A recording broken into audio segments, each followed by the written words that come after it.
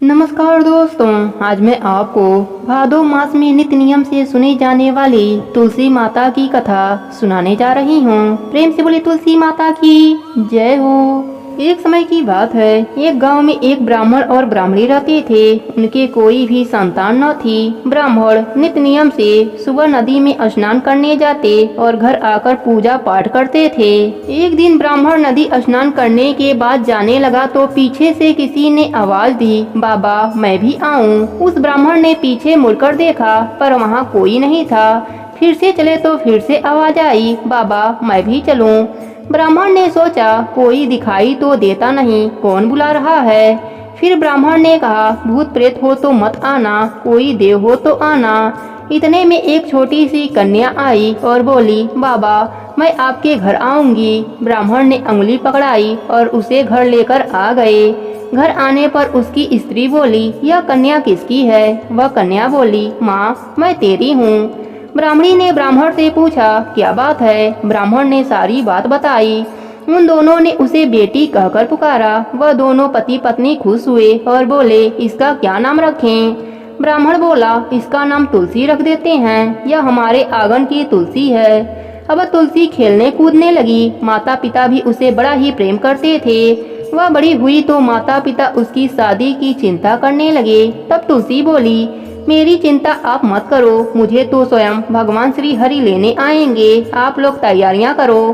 शादी का मुहूर्त निकला। कार्तिक शुक्ल एकादशी के दिन तुलसी जी का विवाह शालिग्राम जी के साथ हो गया। जब तुलसी जाने लगी, उसके माता पिता रोने लगे, बेटी हम तुम्हें कहाँ लेने आएंगे। तब तुलसी ने कहा, माता पिता आप मेरी चिंता मत करना, मेरा ससुराल द्वारिका धाम है। आप जब याद करोगे तो मैं आ जाऊंगी। आप अपने आंगन में तुलसी लगाना, उससे मन को शांति मिलेगी। आंगन की तुलसी को आप सदा ही हरा रखना, उसकी पूजा अर्चना करते रहना। इतना कहकर तुलसी विदा हो गयी। ब्राह्मण ब्राह्मणी अपने आंगन की तुलसी की पूजा अर्चना करने लगे। कुछ दिनों के बाद ब्राह्मण ब्राह्मणी की मृत्यु हो गई। उन्हें लेने विष्णु लोक का विमान आया और वह दोनों ब्राह्मण ब्राह्मणी बैकुंठ धाम को चले गए।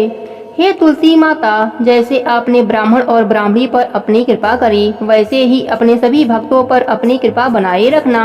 कहानी अधूरी हो तो पूरी करना, पूरी हो तो मान रखना। प्रेम से बोलिए तुलसी माता की जय हो।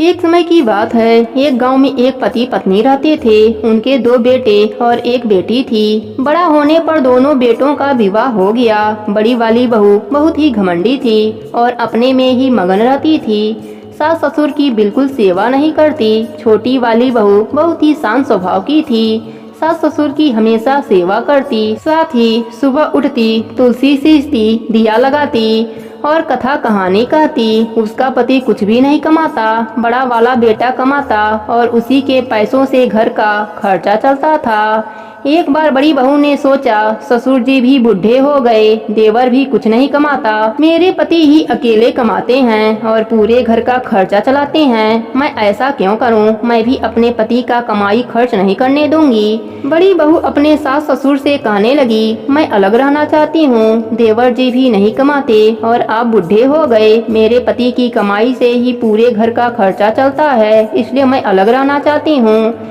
बड़ी बहू ने घर का बंटवारा कर दिया। घर का जो भी अच्छा सामान था वह अपने हिस्से में ले लिया और जो भी टूटा फूटा सामान था वह छोटी बहू के हिस्से में दे दिया।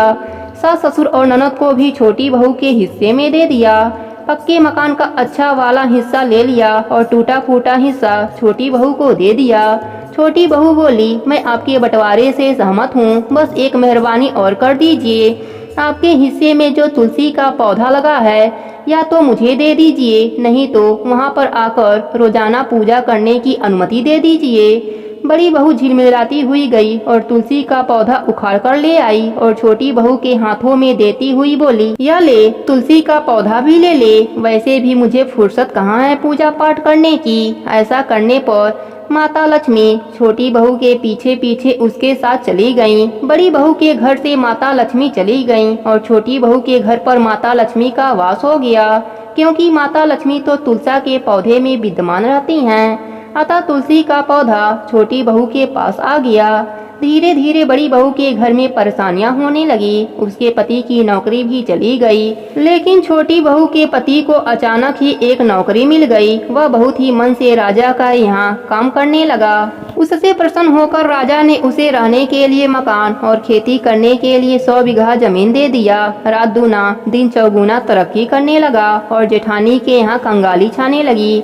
उसके पति की नौकरी भी चली गई और वह बीमार रहने लगा। हाल यह हुआ कि बड़ी बहू को दूसरे के यहाँ काम करके अपना गुजारा करना पड़ता था और छोटी बहू ठाठ से रहने लगी। अपने सास ससुर की सेवा करती, सुबह सब माता तुलसी की पूजा करती, कथा कहानी कहती। तुलसी माता की कृपा से छोटी बहू के घर में अन्न धन का भंडार भर गया।